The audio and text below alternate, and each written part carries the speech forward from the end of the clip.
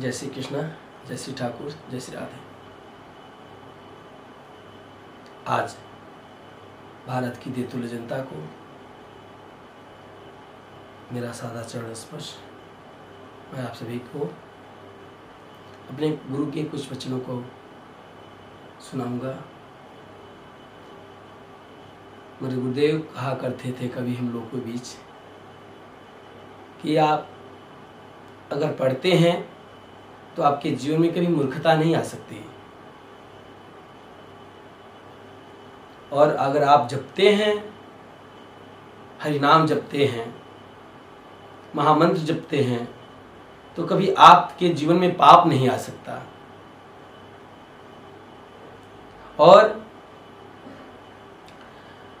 आप कभी जगते हैं, अगर कभी भी अगर जगते हैं तो आपके अंदर भय नहीं आ सकता।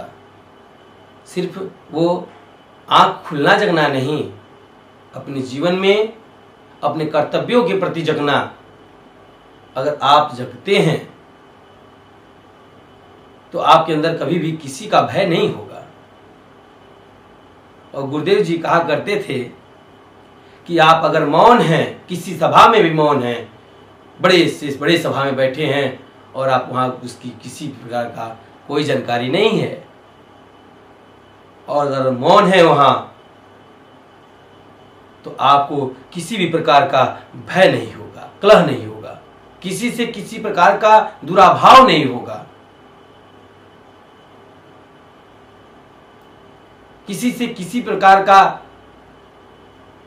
अपेक्षा नहीं होगी, चाह नहीं होगा, और चाह नहीं होगा तो किसी प्रकार का लक्ष्य नहीं होगा, और लक्ष्य नहीं होगा तो किसी प्रकार का कलह नहीं होगा, कामना रहित होंगे आप। इसलिए मौन रखना सीखिए अपने जीवन में। मेरे आने वाली इस नए जनरेशन से, नए पीढ़ी से, और आने वाले हमारे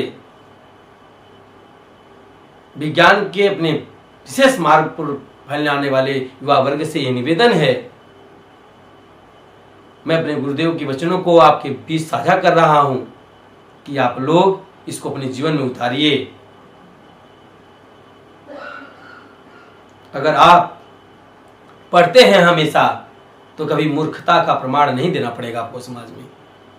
अगर आप संध्या वंदन जप तप करते हैं, हरिनाम कीर्तन करते हैं, हरिशरणम हरिशरणम का जप करते हैं, राधे राधे, भगवान श्री कृष्ण का नाम, शिव महामंत्र का नाम, अनेकों हमारे वैदिक परंपराओं में भगवान का नाम है, नाम हरिशरण कीर्तन करते हैं, तो आपको कहीं पाप से पीड़ा नहीं भोगना पड़ेगा, कहीं अभाग्य का दर्शन नहीं होना पड़ेगा आपके जीवन में, कभी किसी के आगे शरणागति नहीं होना पड़ेगा आपको।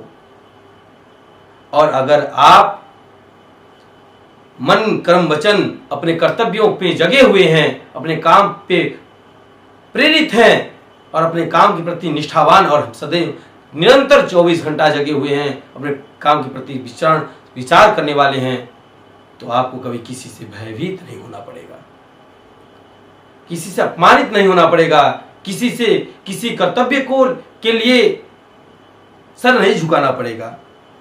और सभा में मौन है तो आपके किसी के आगे शरणागति स्वीकार नहीं करना पड़ेगा। यह मैं अपने नए शब्दों के साथ अपने गुरु वचन को आपके बीच साझा किया कि आने वाली पीढ़ी और आने वाले नया युवा वर्ग अपने जीवन में शब्दों को उतारे और शुभ शुभ अपने जीवन में अपने फल को प्राप्त करे, अपने जीवन को आनंदमय और सुखीमय रखे। जय श्री कृष्णा, जय श्री ठाकुर, जय श्री राधे।